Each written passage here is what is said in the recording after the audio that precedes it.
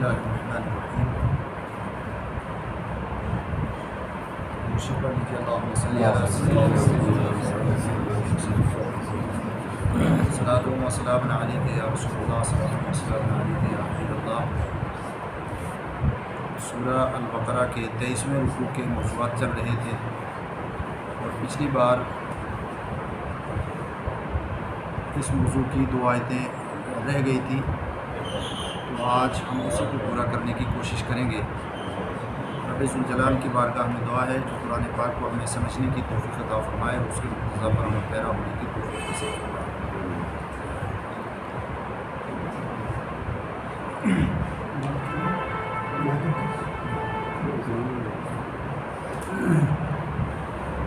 آج سب سے پہلے انتہائی محترم بالشان ایک انسانی ضرورت کو رب ذوالجلال نے اجاگر فرمایا ہے۔ یہ آیت کریمہ انسانی زندگی کا نچوڑ ہے اور رب ذوالجلال کے سامنے انسان کی فروتنی اور عاجزی کو ظاہر کرتی ہے۔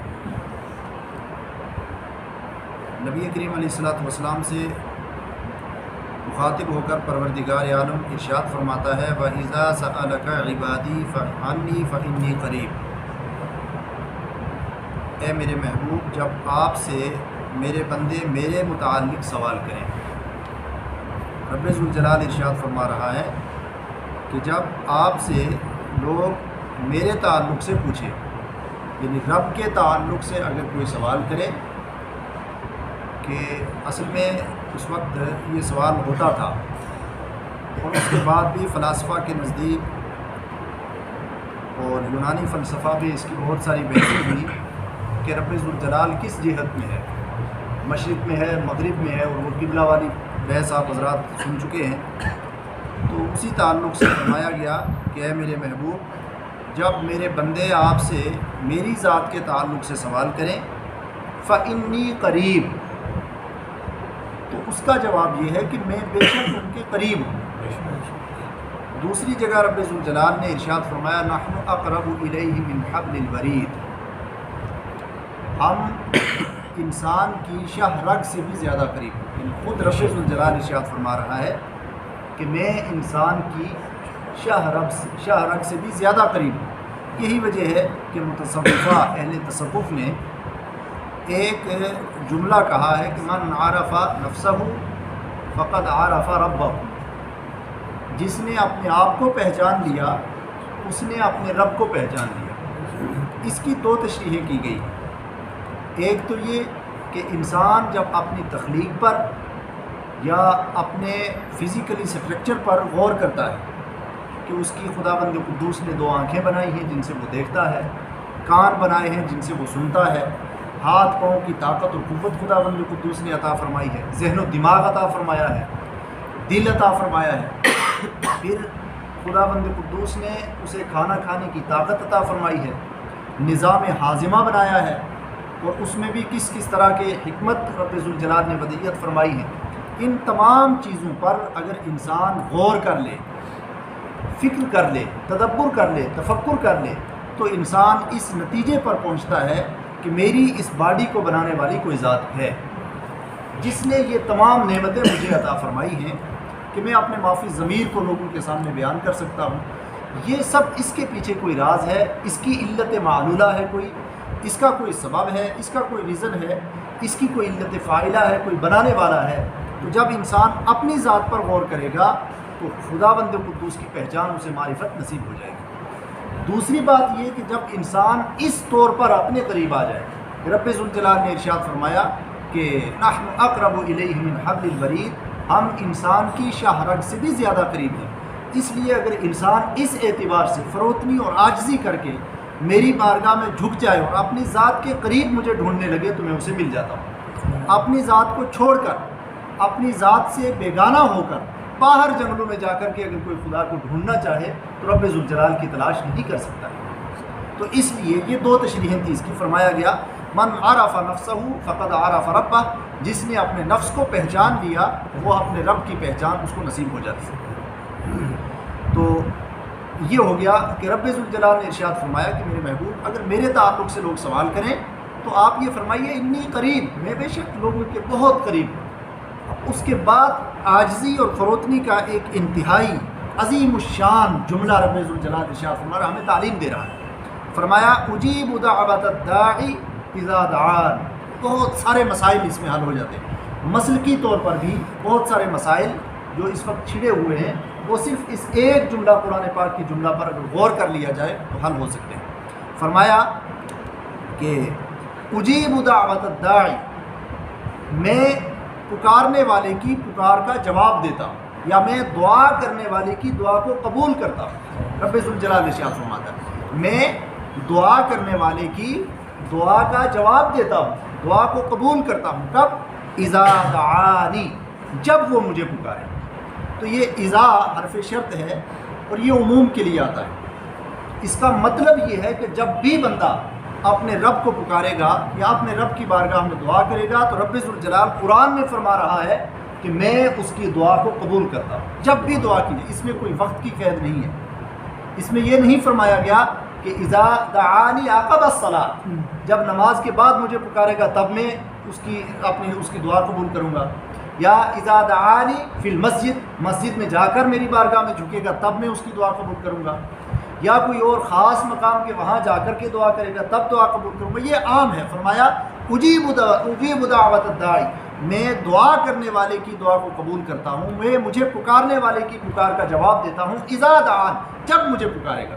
تو یہاں سے یہ مسئلہ حل ہو گیا کہ چاہے نماز جنازہ کے بعد دعا کریں، دفن سے پہلے دعا کریں، دفن کے بعد دعا کریں، جب بھی دعا کریں تو رب ذوالجلال نے قاعدہ مطلقاً بیان فرما دیا ہے، اس میں کوئی قید نہیں ہے کہ میرا بندہ چاہے نماز میں مجھے پکارے، میری بارگاہ میں دعا کرے، وہ بھی میں قبول کروں گا، نماز کے بعد دعا کرے گا وہ بھی قبول کروں گا، سفر میں چلتے ہوئے مجھے پکارے گا تب بھی میں قبول کروں گا، حضر میں پکارے گا تب بھی میں دعا قبول کروں گا۔ تو نماز جنازہ کے بعد دعا کا سب سے بڑا ثبوت یہ آیت کریمہ ہے۔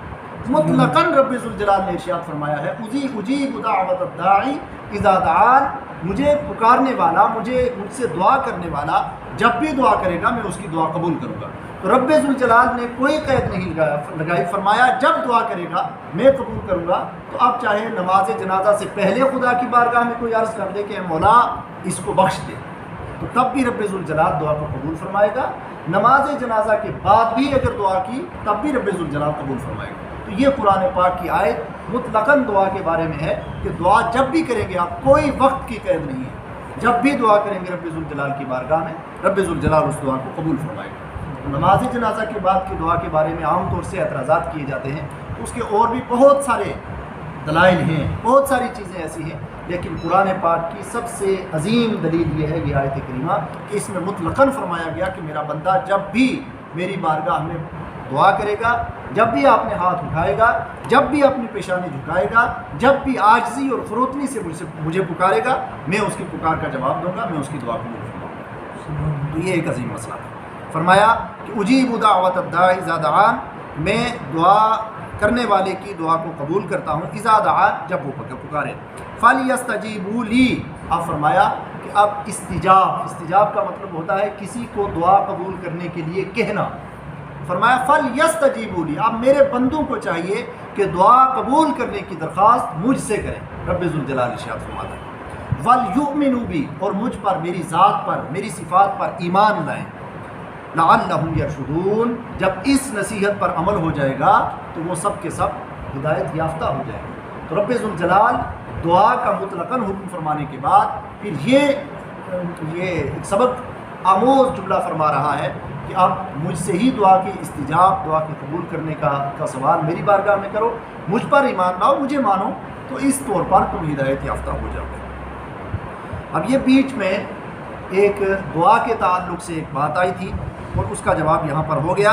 تو اب پھر اس آیت کریمہ کا تعلق سابقہ آیت کریمہ سے ہے جو رمضان کے مہینے کی بات چل رہی ہے۔ اب اس کے تعلق سے دوسری آیت کریمہ آ رہی ہے کہ اصل میں ہوتا یہ تھا کہ رمضان کے مہینے میں، آج بھی یہ غلط فہمی ہے، تو یہ غلط فہمی آپ حضرات دور کر لیں گے کہ رمضان کے مہینے میں اس وقت جب روزہ پہلے 3 ہی دن کا تھا، فرض ہوا تھا، تو اس وقت ہوتا یہ تھا کہ حکم یہ تھا کہ نماز مغرب کے بعد روزہ افطار کیا، نماز مغرب کے بعد کھانے پینے کی اجازت تھی عشاء تک. اب عشاء کے بعد سحری کھانے کی بھی اجازت نہیں تھی، اب دوسرے دن جا کر افطار کرتے. اسی طرح پھر ایک قانون یہ تھا کہ جو شخص نماز مغرب یا روزہ افطار کرنے کے بعد مرد یا بیوی کوئی ایک ان میں سے اگر سو جاتا ہے، پھر جب وہ بیدار ہوگا تو اب اپنے شوہر کو بیوی کے ساتھ ہم بستری کی اجازت نہیں ہوگی. یہ اس وقت اگر بیدار ہیں جب تک سوئے نہیں تب تک یہ حکم تھا کہ آپ ہم بستری کر سکتے ہیں، لیکن کوئی ایک سو کر بیدار ہو گیا. تو ایک صحابی کا واقعہ بھی نقل فرمایا ہے مفسرین کرام نے کہ ان کی بیوی سو گئی تو اس کے بعد انہوں نے چاہا کہ ہم اپنی خواہش نفسانی پوری کریں، لیکن بیوی نے کہا کہ نہیں، حکم تو یہ ہے کہ میں سو چکی ہوں تو اب آپ یہ نہیں کر سکتے. اس کے بعد یہ آیت کریمہ آنے والی نازل ہوئی. اللہ جل شانہ اگلی امتوں میں بھی یہی تھا، بعض کا روزہ صرف مغرب کے بعد اتنی دیر تک اس کو اجازت تھی، یعنی ممنوعات شرعیہ جو روزے میں ممنوعات ہیں ان کی اجازت، کھانے پینے اور جماع کی اجازت اپنی بیوی سے اتنی دیر تک تھی جتنی دیر میں ایک انسان کھانا کھا سکتا ہے، 10-15 منٹ، 20 منٹ، آدھا گھنٹہ. پھر اس کے بعد دوسرے دن مغرب تک پھر روزے سے رہنا ہوتا تھا. لیکن اب یہ آیت کریمہ نازل ہو گئی. تو اس آیت کریمہ کے آنے والی آیت کریمہ، اس کے نازل ہونے کے بعد حکم دیا گیا، یہ غلط فہمی ہے ہمارے ہاں، تو حکم دے دیا گیا کہ اب رمضان کی رات کھانا پینا اور اپنی بیوی سے ہم بستری کرنا یہ سب خدا بند قدوس نے اپنے بندوں کے لیے جائز قرار دیا. ٹھیک ہے، فجر کے طلوع ہونے تک. جب پھر روزہ شروع ہوگا تو اب روزہ کے اندر یہ سب چیزیں ممنوعات شرعیہ ہیں، ممنوعات ثلاثہ. فرمایا احل لکم، تمہارے لیے حلال کر دیا گیا، لیلۃ الصیام، رمضان کی راتوں میں. کیا حلال کر دیا گیا؟ الرفث الی نسائکم، اپنی بیویوں سے اپنی خواہش پوری کرنا یہ تمہارے لیے جائز قرار دیا گیا. اس کے بعد فرمایا ہن لباس لکم وانتم لباس لہن، تم اپنی بیویوں کے لیے لباس ہو اور وہ تمہارے لیے لباس ہے. اب اس کی تشریح میں بعد میں کرتا ہوں، پہلے آیت کریمہ کا ترجمہ. فرمایا عالم اللہ انکم کنتم تختارون انفسکم فتاب علیکم وعفا عنکم. اللہ تبارک و تعالیٰ کو علم ہے کہ انکم کنتم تختارون انفسکم، کہ اگر یہ حکم برقرار رہا، رمضان کی رات کا جو حکم تھا یہ برقرار رہا، انتم تختارون انفسکم، تم اپنی جانوں کے ساتھ خیانت کر جاؤ. یعنی یہ کمزوری کا فرمایا جا رہا ہے کہ انسان کی یہ کمزوری رب ذوالجلال کو پتہ تھی کہ انسان صبر نہیں کر پائے گا، وہ اپنی خواہش کو پوری کرے گا. فرمایا فتاب علیکم، تو اللہ نے تمہاری توبہ کو بھی قبول فرما لیا. وعفا عنکم، اور جو اس سے پہلے ہو چکا اس کو بھی معاف فرما دیا. فالآن باشروہن، اب تمہیں اجازت ہے، باشروہن، اپنی بیویوں سے ہم بستری کر سکتے ہو. وابتغوا ما کتب اللہ لکم، اور اللہ نے جو تمہارے حق میں جو کچھ لکھا ہے اس کی خواہش یا اس کی تلاش تم کر سکتے ہو. وَكُلُوا وَاشْرَبُوا، اب کھاؤ اور پیو. کب تک؟ حَتَّى يَتَبَيَّنَ لَكُمُ الْخَيْطُ الْأَبْيَضُ مِنَ الْخَيْطِ الْأَسْوَدِ مِنَ الْفَجْرِ، یہاں تک کہ صبح کا سفید دھاگا سیاہ دھاگے سے الگ ہو جائے. اس وقت تک کھا سکتے ہو. یہ صبح طلوع فجر کا بتایا گیا کہ سحری کب فرمایا گیا. تو سفید دھاگا اور سیاہ دھاگا یہ ایک مثل کے طور پر قرآن پاک مثالیں بیان کر کے سمجھاتا ہے. اللہ کے حبیب علیہ الصلوۃ والسلام نے جب یہ آیت کریمہ پڑھ کر تلاوت کی تو دوسرے دن ایک صحابی، اب رمضان کا مہینہ تھا تو ایک صحابی تھے، تو انہوں نے ایسا کیا کہ ایک سفید دھاگا اور ایک سیاہ دھاگا دونوں کی ڈوری بنا لی. ٹھیک ہے، کسی حد تک ان کا بھی ایکسپیرینس ٹھیک تھا، تجربہ ٹھیک تھا. تو وہ سحری کھاتے رہے یہاں تک کہ جب صبح ہوئی تو وہ اب دور رکھ کر کے دیکھنے لگے کہ اللہ کے حبیب علیہ الصلوۃ والسلام نے قرآن کی آیت سنائی ہے کہ جب سفید دھاگا اور سیاہ دھاگا دونوں الگ الگ دکھائی دیں اس وقت سحری چھوڑنی ہے، اس وقت صبح طلوع ہو جائے گی. تو وہ دیکھتے رہے کافی دیر، شاید کچھ نظر بھی کمزور رہی ہو یا اندھیرا بھی رہا ہو، اس زمانے میں لائٹ کا اتنا انتظام تو تھا نہیں. تو کافی دیر ہو گئی. دوسرے دن اللہ کے حبیب علیہ السلام کی بارگاہ میں حاضر ہوئے اور عرض کرنے لگے یا رسول اللہ صلی اللہ علیہ وسلم، آپ نے فرمایا تھا، قرآن کی آیت تلاوت فرمائی تھی کہ سفید دھاگا سیاہ دھاگے سے جدا نظر آئے اس وقت تک آپ سحری کھا سکتے ہیں، تو ہم تو اس کا امتیاز نہیں کر پائے. تو اللہ کے حبیب علیہ الصلوۃ والسلام نے فرمایا کہ وہاں من الفجر بھی فرمایا گیا ہے، من الفجر کا مطلب یہ ہے کہ طلوع صبح صادق جب ہوتی ہے تو آسمان میں ایک سفید دھاگے کی طرح دکھائی دیتا ہے، روشنی پھیلتی ہے، اس روشنی کے پھیلنے تک، آج تو یہ ہو گیا ہے سسٹم، آج گھڑیاں ہو گئی ہیں، سب کچھ یہ اس زمانے کی بات ہے، آج تو ٹائم ٹیبل کے ذریعے سب کچھ نکل جاتا ہے، تو اس زمانے میں اس صبح کی سفیدی کے ذریعے کچھ مخصوص ستارے ہوتے تھے، ان ستاروں کے ذریعے اس چیز کا امتیاز کیا جاتا تھا کہ کب صبح ہو رہی ہے اور کب شام ہو رہی ہے۔ فرمایا میں نے من الفجر کہا تھا، قرآن کی آیت من الفجر بھی ہے، تو اس سے سمجھ جانا چاہیے کہ سفید دھاگا اور سیاہ دھاگا سے مراد وہ نہیں کہ ڈوری بنا کے آپ دیکھیں، سفید دھاگا اور سیاہ دھاگا رات کو کہا گیا ہے، اور سفید دھاگا صبح کی سفیدی کو فرمایا گیا ہے۔ فرمایا ثم اتموا الصیام الی اللیل، پھر رات ہونے تک اپنا روزہ پورا کرو، یعنی صبح طلوع ہونے سے اب روزہ شروع ہو گیا، اب سورج غروب ہونے تک، نہار شرعی جب ختم ہوگا اس وقت تک اپنا روزہ پورا کرو۔ اب اس درمیان دن جو ہوگا ولا تباشروہن، فرمایا دوسری بات فرمایا ولا تباشروہن وانتم عاکفون فی المساجد، مسجدوں میں جب اعتکاف کی حالت میں ہو تو اس وقت بھی اپنی بیویوں سے اجازت نہیں ہے تمہیں مباشرت کرنے کی، تلک حدود اللہ، یہ اللہ تعالیٰ کی حدیں ہیں۔ تو بہرحال اس میں ایک بڑا اہم جملہ فرمایا گیا ہن لباس لکم وانتم لباس لہم، اس پہ ہم آج تھوڑی سی گفتگو کریں گے، اور اس کے بعد انشاءاللہ آئندہ درس میں ہم اگلا رکوع دیکھیں گے کہ اس میں رب ذوالجلال نے کون سے موضوعات سے کی بحث فرمائی ہے۔ فرمایا ہن لباس لکم وانتم لباس لہم، عورتیں تمہارا لباس ہیں، مرد عورت کا لباس اور عورت مرد کا لباس۔ یہ کیوں فرمایا قرآن؟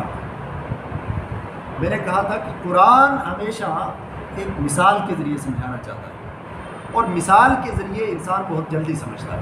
کچھ لوگوں نے اعتراض بھی کیا تھا کہ یہ قرآن میں جگہ جگہ مثالیں کیوں ہیں، کبھی مچھر کی مثال، کبھی مکھی کی مثال، تو اس کے لیے فرمایا گیا قرآن پاک میں، رب ذوالجلال نے فرمایا یہ اللہ تبارک و تعالیٰ کی طرف سے ہے، یہ کوئی استہزاء والی بات نہیں ہے، اور ان اللہ لا یستحیی ان یضرب مثلا ما بعوضۃ فما فوقها، اللہ تعالیٰ اسے حیا نہیں فرماتا ہے کہ مچھر، مکھی یا اس سے کسی بڑی چیز کی مثال دے یا اس سے چھوٹی چیز کی مثال دے، یہ مثال دے کر کے رب ذوالجلال سمجھانا چاہتا ہے، مثال کے ذریعے بات ذہن نشین ہو جاتی ہے۔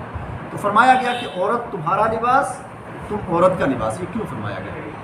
اصل میں لباس کے دو تین فوائد ہوتے ہیں، یہ اس لیے فرمایا گیا لباس کا سب سے پہلا کام یہ ہوتا ہے کہ لباس انسان کے عیوب کو چھپا لیتا ہے۔ ظاہری اگر کسی کے کٹ لگا ہوا ہے، ٹھیک ہے، تو آپ نے لباس پہنا تو وہ کٹ آپ کا چھپ گیا، ورنہ وہ نشان آپ کا سامنے تھا۔ تو سب سے پہلا کام لباس کا یہ ہے کہ وہ عیب پوشی کرتا ہے۔ اگر بظاہر آپ کے جسم پر کوئی عیب ہے تو یہ لباس اس عیب کو چھپا دیتا ہے، ٹھیک ہے۔ تو قرآن بیوی کو مرد کا لباس اور مرد کو عورت کا لباس فرما کے یہ ذہن دینا چاہ رہا ہے کہ جس طرح لباس اپنے اندر والی چیز جس پر وہ پہنا ہوا ہے، جسم کے تمام عیوب کو چھپا لیتا ہے، اسی طرح عورت اپنے مرد کے عیوب کو چھپا لے اور مرد اپنی عورت کے عیب کسی کے سامنے ظاہر نہ کرے، چاہے وہ عیب جسمانی طور پر ہوں یا اخلاقی اور نفسانی طور پر اس کے اندر کوئی عیب پایا جا رہا ہو، تو زیب نہیں دیتا کہ مرد اپنی عورت کا عیب دوسرے مردوں کے سامنے بیان کرے یا عورت اپنے شوہر کا عیب دوسری عورتوں کے اپنی سہیلیوں کے سامنے بیان کرے۔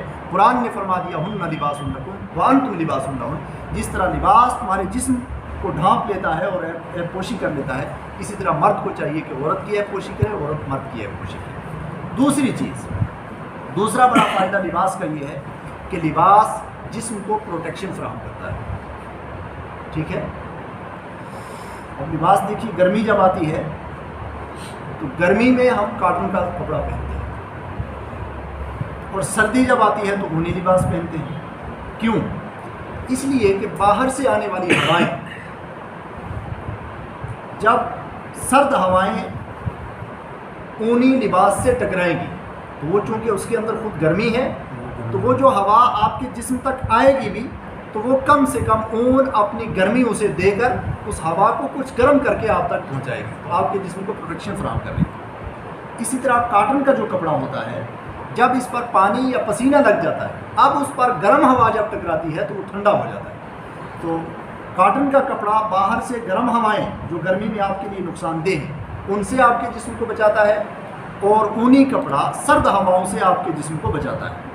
مرد کو چاہیے کہ عورت کے لیے وہ پروٹیکشن فراہم کرے، عورت کو چاہیے کہ اپنے جس طرح کوئی بھی حملہ، چاہے مرد پر نفسیاتی حملہ ہو رہا ہو چاہے اس پر کوئی جسمانی حملہ ہو رہا ہو، عورت کی ذمہ داری یہ ہے کہ وہ اپنے مرد کو بچائے، اور مرد کی ذمہ داری یہ ہے کہ وہ عورت کو بچائے۔ اس کی سب سے بڑی مثال حضرت ام المؤمنین خدیجہ الکبریٰ رضی اللہ تعالیٰ عنہ، ان کی سیرت طیبہ میں یہ آتا ہے کہ اللہ کے حبیب علیہ الصلوۃ والسلام جب نکلتے تھے باہر، الطائف کے میدان میں کیا ہوا آپ حضرات نے پڑھا اور سنا ہوگا، پتھروں کی بارشیں ہوتی تھیں، جب باہر نکلتے تھے لوگ کانٹے بچھا دیتے تھے، کوئی گالیاں دے رہا ہے، کوئی بری باتیں کہہ رہا ہے، طرح طرح کے طعنے کس رہے، حتیٰ کہ اللہ کے حبیب علیہ الصلوۃ والسلام کے قلب مبارک پر اتنا اثر ہوتا کہ رنجیدہ خاطر ہوتے، لیکن جیسے ہی دروازے سے انٹر ہوتے حضرت خدیجہ الکبریٰ بڑھ کر استقبال کرتے۔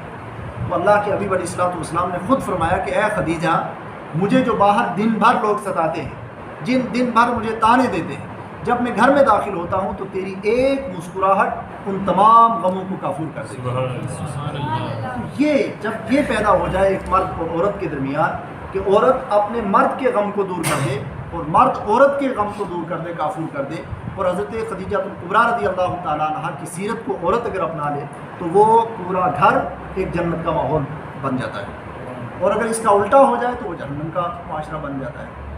تو اسی طرح اب لباس کی بات آ گئی ہے تو میں عرض کر دوں کہ آپ نے دیکھا ہوگا، یہ تو ہمارے ہاں ہوتا ہے سردی اور گرمی میں، لیکن عام طور سے ہوتا یہ ہے کہ گرمی میں کھلا لباس پہنا جاتا ہے، ڈھیلا ڈھالا۔ ریگستانی علاقوں میں آپ چلے جائیں، سعودی عرب میں عام طور سے وہ بڑا جبہ پہننے کا رواج ہے۔ یہ محض کلچر ہی نہیں ہے بلکہ اس میں حکمت بھی ہے، اس لیے کہ وہ ریگستانی علاقہ ہے، وہ گرم علاقہ ہے، اس لیے وہ کھلا لباس پہنتے ہیں۔ آپ اگر نائجیریا وغیرہ کے علاقوں میں چلے جائیں، ویسٹرن ورلڈ میں جہاں انتہائی سردی ہوتی ہے، تو وہ سب لوگ چست لباس پہنتے ہیں، ٹھیک ہے، تاکہ وہ لباس ہوا اندر نہ جائے، وہ لباس سکڑا رہے۔ تو ہم نے بہت سارے ہمارے مولوی تقریر کرنے والے جو دھاڑ دھاڑ کے کرتے ہیں، اتنا لمبا چوگا وہ ڈائریکٹ سعودی والوں کی اتباع میں لگ گئے، اور وہ ہمارے لوگ جو بالکل تنگ لباس پہنتے ہیں انہوں نے ویسٹرن ورلڈ والوں کی اتباع کر لی۔ وہ اس حکمت کو سمجھے ہی نہیں کہ ان کا مقصد کیا ہے یا ان کا مقصد کیا ہے۔ اسی طرح وہ لوگ اپنے گلے میں ٹائی پہنتے ہیں تاکہ سرد ہواؤں سے بچ سکے ان کا گلا، اور کرونا وغیرہ والے اس طرح کے جو وائرس ہے اس سے وہ محفوظ رہ سکے۔ لیکن ہمارے ہاں اس کو کلچر بنا لیا، اور بلا وجہ اپنے آپ کو پھانسی دے کر کے کوئی آفس میں جا رہا ہے، کوئی کہاں جا رہا ہے۔ کس قدر بیوقوفی ہے یہ، ٹھیک ہے۔ اس میں حکمت تو یہ ہے کہ وہ اپنے آپ کو اس سے محفوظ کرتے ہیں، اور ہم بلا وجہ اپنے جسم کو پریشان کرتے ہوئے نظر آ رہے ہیں، ٹھیک ہے۔ بعض لوگ اتنا تنگ لباس پہنتے ہیں کہ بیٹھنے میں اتنی پریشانی ہوتی ہے، نماز پڑھنے میں پریشانی، استنجا کرنے میں اتنی پریشانی ہوتی ہے کہ کیوں؟ صرف ان کی اتباع ہے۔ تو اگر اس پر غور کر لیا جائے تو یہ چیز بھی دور ہو سکتی ہے کہ لباس کا ایک مقصد ہے۔ وہ لوگ اگر تنگ لباس پہنتے ہیں تو ان کی مجبوری ہے، وہ لوگ اگر گلے میں ٹائی باندھتے ہیں تو ان کی مجبوری ہے۔ آپ کی کیا مجبوری ہے؟ آپ کی وہاں سے اپنے آپ کو بلا وجہ ایک عذاب میں، پھانسی میں لٹکائے ہوئے۔ تو بہرحال یہ بات آ گئی تھی۔ تو جسم لباس کے دو کام ہو گئے۔ ایک کام تو یہ کہ لباس عیب پوشی کرتا ہے، اور دوسرا کام یہ کہ لباس جسم کو پروٹیکشن فراہم کرتا ہے، سردی گرمی سے بچاتا ہے۔ تو لہٰذا عورت کو مرد کا لباس کہا گیا اور مرد کو عورت کا لباس کہا گیا۔ تیسری چیز یہ کہ لباس زینت بھی ہوتا ہے، ٹھیک ہے، لباس زینت کا کام بھی دیتا ہے۔ اسی لیے جب آپ بازار میں جاتے ہیں کیوں نہیں بلا وجہ خرید کے لے آتے ہیں؟ کبھی کبھار تو سردی گرمی کا احساس بھی کرتے ہیں، لیکن اس سے زیادہ آج کے ہمارے معاشرے میں بطور زینت کے کون سا جچے گا یا نہیں جچے گا، ٹھیک ہے۔ مولانا وقار یونس صاحب کبھی کبھار آپ یہاں ڈال کے کپڑا دیکھتے ہیں کہ کیسا لگے گا، ہوتا ہے ایسا کہ نہیں؟ تو یہ زینت بھی ہے لباس۔ تو قرآن نے فرمایا ہن لباس لکم وانتم لباس لہن، کہ تم عورت کا لباس، عورت مرد کا لباس۔ پتہ چلا کہ مرد کو چاہیے کہ وہ اپنی بیوی کی زندگی کی زینت بن کے رہے، اور بیوی کو چاہیے کہ قرآن کی اس تعلیم کی روشنی میں وہ اپنے مرد کی زینت کی، اپنی سیرت اور کردار کے آئینے میں اپنے مرد کی زینت بن کر کے رہے، ٹھیک ہے۔ اللہ کے حبیب علیہ الصلوۃ والسلام نے فرمایا زینت دو تین طرح کی ہوتی ہے۔ اللہ کے حبیب علیہ الصلوۃ والسلام نے فرمایا کہ تنکح المرأۃ لأربع۔ اب یہ زینت جو عورت کو بھی ہمارے ہاں زینت سمجھا جاتا ہے، لیکن صحیح معنی میں جو زینت جس کی تعلیم قرآن نے یا اسلام نے دی اس اعتبار سے عورت کو زینت نہیں سمجھتے۔ ہم عورت کو، اپنی بیوی کو، اپنی زوجہ محترمہ کو بحیثیت زینت ملاحظہ کرتے ہیں، اس کو زینت کی حیثیت ضرور دیتے ہیں، لیکن اب حدیث نے کس طرح کی زینت کا فرمایا ہے اور ہم کس چیز کو ترجیح دیتے ہیں، ہم کس چیز کو پریفر کرتے ہیں، وہ آپ ملاحظہ فرمائیں۔ اللہ کے حبیب علیہ السلام کی بارگاہ میں حضرت ابو ذر غفاری حاضر ہوئے۔ حضرت ابو ذر غفاری اللہ کے حبیب علیہ السلام کے ان صحابہ میں سے تھے جو صحابہ نبی کریم علیہ السلام کی باضابطہ خدمت کیا کرتے تھے، غلامی میں رہا کرتے تھے۔ تو عرض کرتے ہیں یا رسول اللہ صلی اللہ علیہ وسلم میں شادی کرنا چاہتا ہوں، تو آپ مجھے سجیسٹ کریں، مشورہ دیں کہ میں کس طرح کی عورت سے شادی کروں۔ تو نبی کریم علیہ السلام نے ارشاد فرمایا تنکح المرأة لأربع، اے ابو ذر عام طور سے لوگ عورت کی 4 چیزوں کو دیکھتے ہیں، ٹھیک ہے، 4 چیزوں، یعنی مرد عورت کو اپنے لیے بحیثیت زینت لانا چاہتا ہے اپنی زندگی میں، لیکن وہ 4 چیزیں ہیں جو اللہ اپنی اپنی پسند ہے، پسند اپنی اپنی ہے، کوئی کس چیز کو پسند کرتا ہے، کوئی کس چیز کو پسند کرتا ہے، الگ الگ ہے، تو وہ زینت کی حیثیت سے ملاحظہ کرتا ہے، لیکن اس کی پسندیدگی یہ الگ الگ ہے۔ فرمایا کہ 4 اعتبار سے عورت کو مرد اپنی زندگی میں بساتا ہے۔ نمبر 1 لجمالہا، فرمایا عام طور سے لوگ اس کو پریفر کرتے ہیں کہ وہ شکل و صورت میں حسین و جمیل ہونی چاہیے، ٹھیک ہے، حسن و جمال ہونا چاہیے۔ والی مالہا، اور کچھ لوگ حسن و جمال کو نہیں دیکھتے، اس کے مال دولت کو دیکھتے ہیں، اس کے ساتھ جہیز کتنا آئے گا، بعد میں کتنی پراپرٹی مجھے مل سکتی ہے، کہاں سے مجھے فائدہ ہو سکتا ہے، تو اس چیز کو دیکھتے ہیں۔ 2 چیزیں ہوں گی۔ تیسرے فرمایا والی حسابیہا، اور کچھ لوگ اس کے خاندان اور حسب و نسب کو دیکھتے ہیں۔ تو یہ 3 طرح کے عام لوگ ہوتے ہیں۔ اس کے بعد فرمایا والدینہا، کچھ لوگ اس طرح کے بھی ہوتے ہیں کہ اس کی دینداری دیکھتے ہیں، اس کی سیرت و کردار کیا ہے، دینداری اس کے اندر ہے یا نہیں، تو اس دینداری اور اس کے بہترین کریکٹر اور اس کے بہترین بیہیویئر کے ذریعے انسان اپنی زینت کرنا چاہتا ہے اپنی زندگی میں، اپنے لائف میں، تو اس اعتبار سے بھی پسند فرماتے ہیں۔ اس کے بعد اللہ کے حبیب علیہ السلام ارشاد فرماتے ہیں فاظفر بذات الدین تربت یداک، عام طور سے لوگ تو پہلی 3 چیزوں کو پریفر کرتے ہیں، لیکن اے ابو ذر تم دیندار کوئی دیکھ لو، اس سے شادی کر لو۔ یہ وہاں تو ابو ذر سے فرمایا گیا، لیکن قیامت تک کے متبعین نبی صلی اللہ تعالیٰ علیہ وسلم تمام امت مسلمہ کو یہ اللہ کے حبیب علیہ السلام نے تعلیم فرمائی کہ جب بھی آپ شادی کریں تو عام طور سے یہ 4 چیزیں لوگ دیکھتے ہیں، لیکن تمہیں جب بھی دیکھنا ہو تو اس کی دینداری، اس کا کریکٹر، اس کی سیرت، اس کا کردار، اس کے اخلاق، ان چیزوں کو دیکھ کر کے آپ اپنی زندگی میں عورت کو بسائیں۔ تو اس لیے بھی فرمایا گیا، قرآن نے بھی فرمایا ہن لباس لکم وانتم لباس لہن، عورت مرد کے لیے لباس، مرد عورت کے لیے لباس۔ تو جس طرح لباس ایک زینت کی حیثیت سے اپنے بدن پر آپ پہن کر کے اپنے بدن کو لوگوں کے سامنے بہترین شکل و صورت میں دکھانا چاہتے ہیں، حسین و جمیل بن کے دکھانا چاہتے ہیں، اسی طرح عورت کو چاہیے کہ وہ اپنے کردار کے ذریعے مرد کی زینت کو سنوارے، اور مرد کو چاہیے کہ اپنے کردار کے ذریعے، اپنے عمل کے ذریعے عورت کی سیرت اور کردار کو سنوارے۔ تو لہٰذا اس طرح مرد عورت کے لیے زینت بن سکتا ہے اور عورت مرد کے لیے زینت بن سکتی ہے۔ تو قرآن کی اس تعلیم پر جس گھر میں امن ہوتا ہے اور جس مرد اور بیوی دونوں کے درمیان اس طرح کا ایک تعلقات قائم ہوتے ہیں کہ وہ حقیقی معنی میں ہوا لباس لہا فہی لباس لہو کا مصداق اگر بن جاتے ہیں، تو وہ قرآن کی اس آیت کا مصداق بن کر کے وہ پوری فیملی، وہ پورا خاندان ایک جنتی معاشرہ پیش کرتا ہے۔ ادروائز بہت ساری خرابیاں بھی آ جاتی ہیں۔ بہرحال رب ذوالجلال کی بارگاہ میں دعا ہے کہ خدا بند قدوس قرآن پاک کے ان احکام و فرامین کو سمجھنے کی توفیق عطا فرمائے۔ آمین۔